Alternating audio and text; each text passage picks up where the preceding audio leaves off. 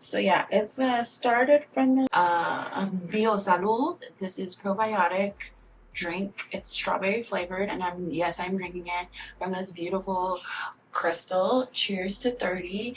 I've been 30 for 6 years. I will be 37 June 15th of this month. Happy Gemini season. Happy Gemini season to all my Geminis, and also happy Pride. So this is one of my favorite shirts. It's so simple, but I thought it was hilarious because I'm a dad joke girl. I'm dad's joke, cheesy jokes, puns. I love it. So I was in a closet for a really long time. But that's a story for another day. Also, make sure you're drinking your water. If you don't have something to drink in your hand right now, you need to go get it. And let's get into the second video of Pride Month's graphic novels that you should be jumping into. And this one is specifically for romance. Now, if you want to see a general one, please go check out the other graphic novel video that I have posted and go check that one out. I had a pretty long list of graphic novels in that one, so please make sure you check that one out after watching this one. And if now you have something to drink, let's go ahead and get into our first graphic novel.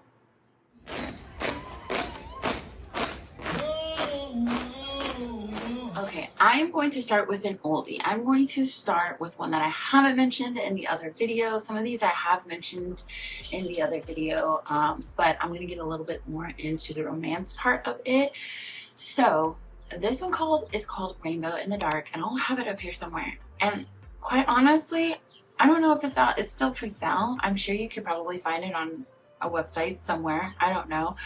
But my friend let me borrow hers, and it is absolutely beautiful. This is actually the graphic novel that got me back into graphic novels. I had completely stopped reading graphic novels. I honestly, since before I left college, and I graduated in 2012. So it had been a long time. And my friend was like, you should read this graphic novel. And I was like, okay. Piece of art. So we have a girl who lives in a regular life, right? Everything is in black and gray. Stunning drawings, stunning art, stunning illustrations. And she realizes she can see people that other people can't see. She can see things, creatures that other people can't see. And so she's like, maybe if I just ignore it. And one day, the other people realize she can see them, and they start talking to her, and she realizes that there are parallel worlds happening. There's a world where people choose to break out of the norm, to choose to break out of the matrix, and then there's a world where people feel comfortable and don't want to know more than what they're given or told to do, etc., gray, dreary, following the status quo.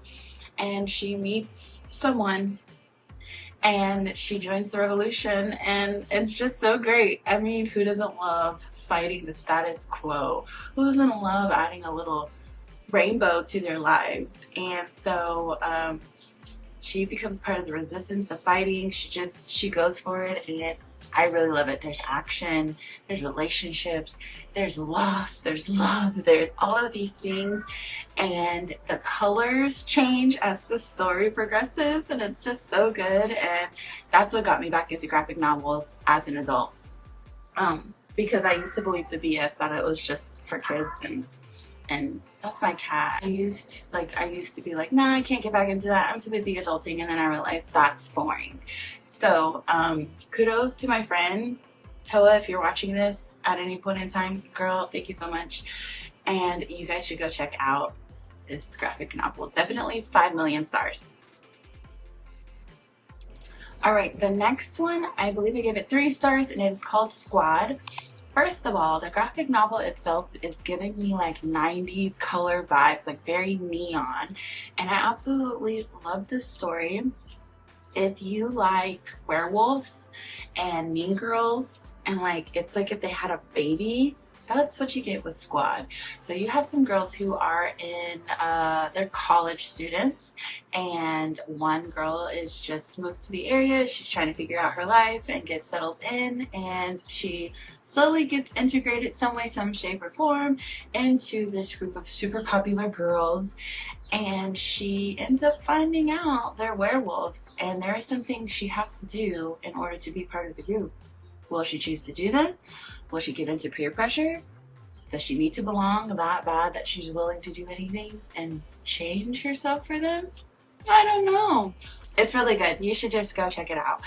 It's an easy, light read, but when I tell you, the werewolves do what the werewolves gotta do. They gotta eat. They have to eat. And if you read the story, you know why I'm like in real world situation, obviously no. But you should go check it out. This one has been on my graphic novel list forever, and I finally got to it again thanks to my local libraries. I don't know which one I got it from, but it's called If You'll Have Me. And I'm gonna read what I wrote on my Fable. It says 5 stars. Predictable, yes. Rushed at the end, sure. Melodramatic, yep. Did I still eat it up and giggle? Sure freaking did, and I'll read it again and again. Yeah, because Momo and PG, which are our 2 main characters, are so freaking cute. It's giving perceived bad girl falls for awkward but adorable, never dated before girl. And I'm here for it. I'm here for it because that's exactly what it is. We have Momo, who is just kind of this shy, awkward black girl, and then we have PG, who she is a womanizer. Like, she just be having girls like fawn at her. She just be all over the place. And you know, we have Momo, who has protective friends who are like, be careful, watch out. You know, PG is known to just be around for fun, like don't take anything too seriously. But Momo, being Momo, having never dated before, of course falls for the bad girl. And we see what happens. And again, did I eat it up? Yes. This goes to show you that, like, just because something is rushed or because it's very predictable doesn't mean you don't get to enjoy it. Like, you can still enjoy things like that. So I totally enjoyed it, and I think you would enjoy it too. Super cute, so go check it out. This one is called Sunhead. I think I gave it 2.5 stars. Don't let that stop you though, because just because it wasn't for me, it does not mean it will not be for you. So this is considered, I believe, a young adult / youth graphic novel. We follow our main character, who is very, very, very much obsessed with a Twilight version, but in their world of what that is. And she like loves this book and reads it and reads it and reads it, and none of her friends really care to talk about it. And finally she sees someone else in her class who likes to read and suggests, hey, you should read this book. And they quickly become friends over this book.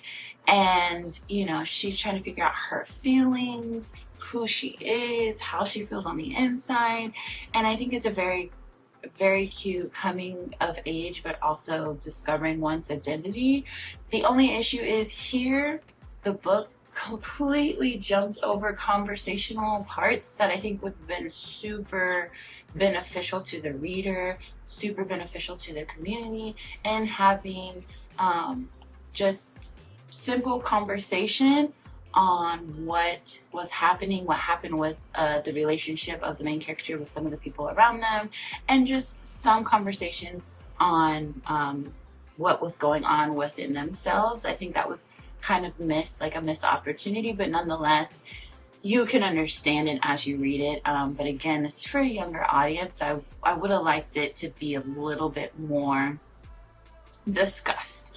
But other than that, I think it was a good graphic novel, and you will definitely enjoy it.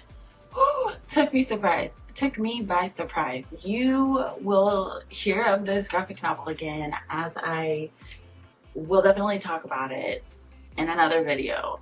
But A Guest in the House, I gave 3.5 stars. Now, I was branching out, y'all. I'm a scaredy cat, but I was like, we're gonna do horror. Let's get a horror graphic novel. This is definitely adult, so 18 and above reading this. And I just saw it and I was like, let's grab it. And so I did, and I don't regret it. I think I'm proud of myself for stepping out of the box, but this is definitely an out of the box read. Not just because I don't typically read horror and graphic novels, but because of the story itself. I don't know, maybe this is usually what horror writers write. But we have a young woman who is from a very, very small town and recently like just got married to a dentist who's not from there, who moved there with his child, and they fell in love, and she's kind of like at home all the time. She doesn't really work, and he has a age middle school maybe ish daughter, and she's still kind of getting the ropes of being a stepmom and what that means, and taking care of the house, and just kind of being in a relationship in general. But she feels like she's not alone. Often she feels like there's another presence in the house, and our main character's new husband had another wife. We're not really sure what happened to her. She gets different stories from him and other people, and so she's curious and she's trying to find out the truth.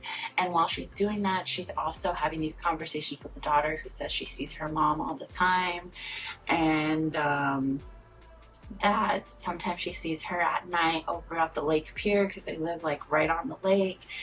And y'all, it just gave me the heebie-jeebies, but it was good. I was entertained. I did not stop turning the page because I cannot be left not knowing what happened. And so if you like creepy, if you like a whodunit, but not really a whodunit, it was just like what really happened to the wife, so it gets mystery. And if you like paranormal, you like to ghosts, spirits, hauntings, and a little bit of lesbian, but like paranormal, you just gotta read it. You just gotta read it. There's a reason why it's on this list.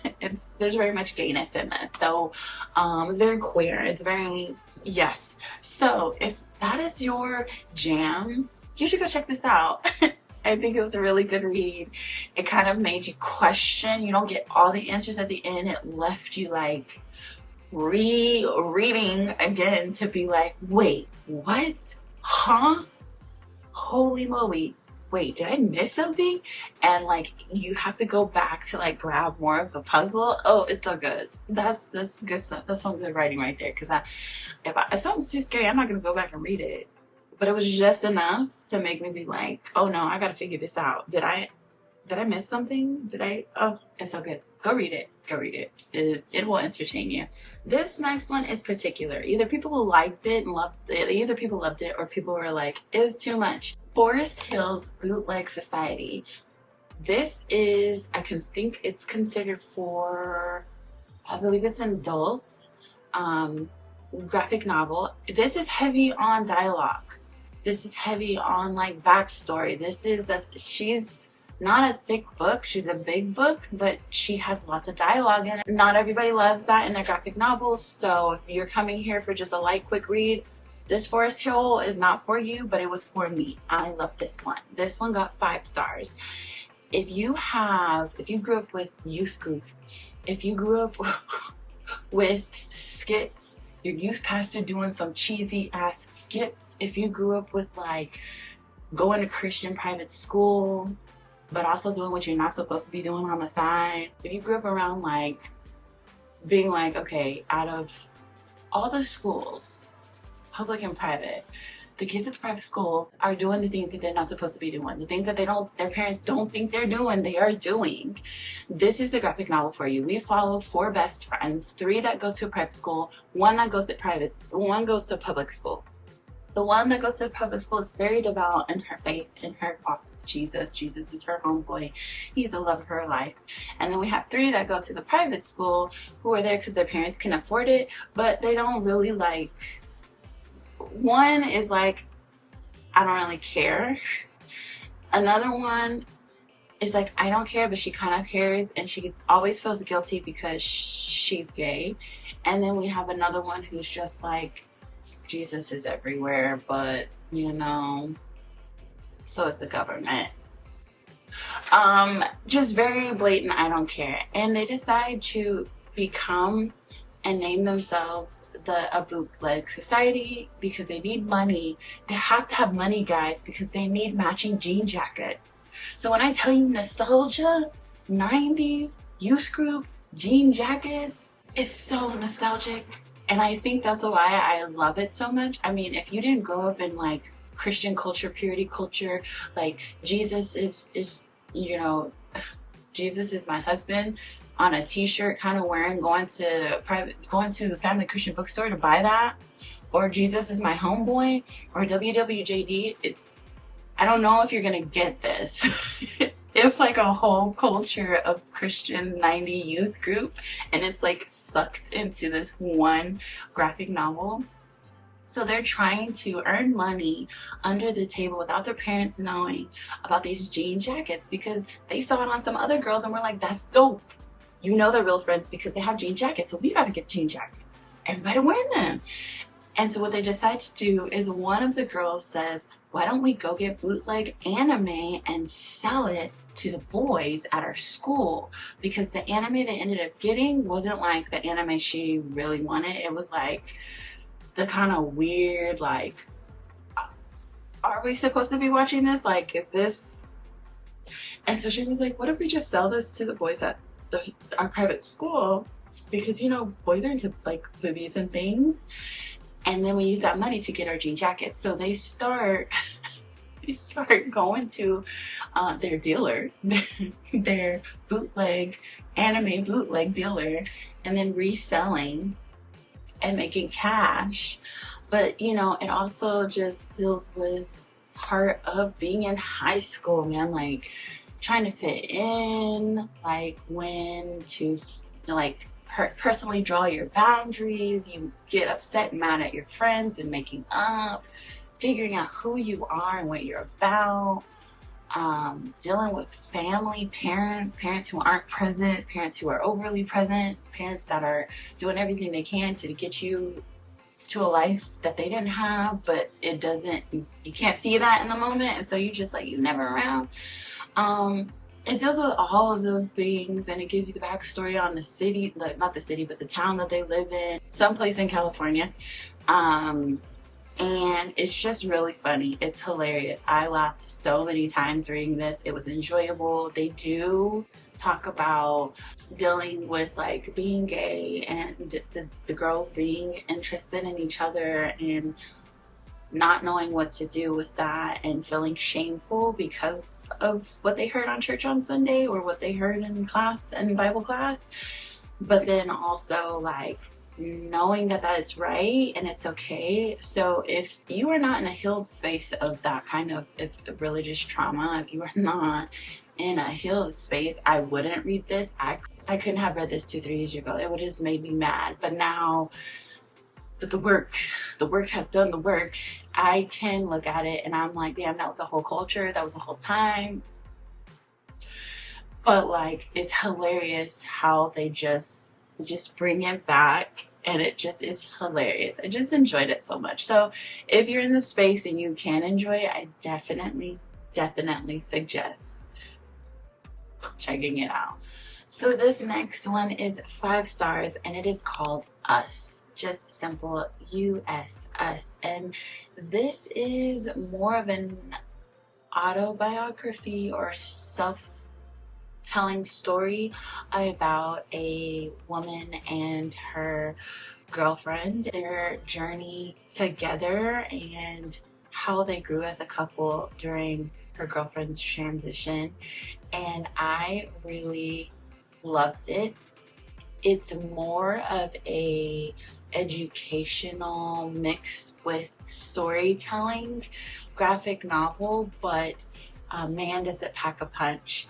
There are so many hard, gut-wrenching, encouraging, beautiful parts of their story, of their growth as a couple, the changes that happen within their relationship, and just how they both dealt with the different emotions that come along with a person coming out and transitioning, but also the partner and what that looks like from the partner's perspective, and the emotions that they also dealt with, and how they come together and kind of move through the transition together. I thought it was very, very beautiful. There were lots of parts of it that really made me smile, and really also kind of made my heart ache, because some of the things they go through, together, and some of the things that they get to celebrate. I definitely remember going through that with my partner, my husband. And it was encouraging. It was really encouraging that this story is out there for so many people to get their hands on. The story is originally, the graphic novel, I believe, is originally in Spanish. I believe they are from Spain, and this graphic novel has been out for a while. It's not new, and I just thought that was so cool. And I don't know, it really warms my heart to see stories like that out there. And there's lots of stories out there, whether it's through graphic novel or it's on the internet, just a post, or in literature. But it just was really heartwarming to see the story and to see some of their story reflecting my own journey with my husband. And so yeah, it was really good. This is a great tool, a great resource, because when I say it's very educational while also keeping it intimate and sharing their story and storytelling, the writer did a very good job in doing both and handling both of those very well within the same space.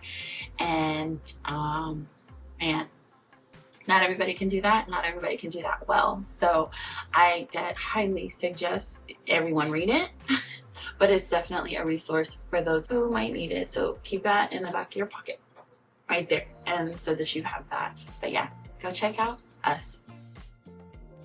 Okay guys, thank you so much for making it this far with me into the video. I did want to remind you guys that any of the graphic novels that I've mentioned today in this video and any other book I mention on my page, if you go to I'll put it somewhere here, a QR code to the bookshop.org. I have all those listed for you so you can find them and purchase them for yourselves and support an LGBTQ owned business if you so wish to. That's the thing I love about bookshop.org, is that if you go to purchase a book or you're interested in seeing what other indie bookstores have, you can search in the search engine on their webpage to select LGBT owned. You can support someone within the LGBT community, their business, their bookshop, and what they provide for the community, and also get an amazing book out of it. So please go check out bookshop.org. This is not sponsored in any way, shape, or form. This is just something I use, that I enjoy, and that I love. You can also check out my bookshop.org page.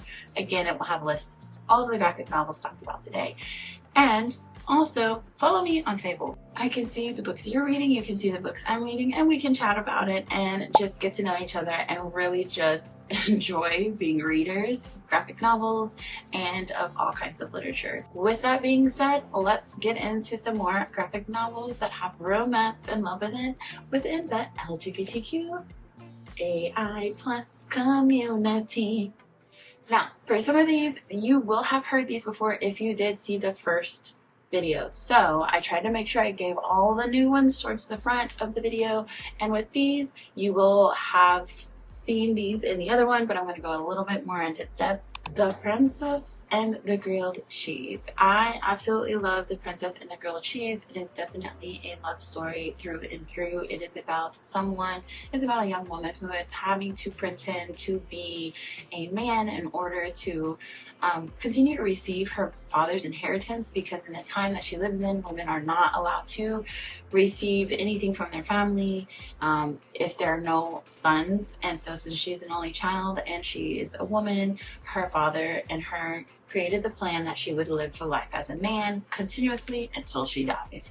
And this was all working well until one day she met someone and fell madly in love with her, and now everything is up in question. The thing about this is that there are cheese puns all over the book, but I really do love how fashion forward this book is. This book is definitely surrounded around fashion. It's surrounded around a like, even though she has to pretend to be a man, the woman that she is madly in love with is of high role, as high position, and so she's trying to use her role and her position as a woman in power to bring change about in the area through fashion and putting on shows and events and kind of like being an entrepreneur. And she brings in other women to help her, and I love that. I thought that was so lesbian of them. And it just made sense, and it is fantastic. I love to see that part of the seriousness within a graphic novel, sometimes within these like cheesy love stories that can be very like one note. This one had layers to it, and I really appreciated it and enjoyed it. I enjoyed seeing that part and that side of them working together on planning these events. And again, everything had to do with cheese words, cheese designs, cheese everything. You'll get it. It's not what you think it is. It's super, super cute. And we find, you know, both of them in a hard situation between showing themselves who they are and being honest with who they are, or her always ignoring this attraction she has and this love she has, and pretending to be a man the rest of her life for her own safety. And so we get to see what happens and what decisions she makes. But I absolutely enjoyed this. I love this. I bought it for my own home library, and so I think you'll enjoy it as well. DC Chef Kiss on Galaxy, the Prettiest Star. So I give this 5 stars because it was so good. DC be dropping ones. DC also did another graphic novel. I can't think of it off the top of my head. I'll put it up here really quick that I really, really did love. But DC be surprising me.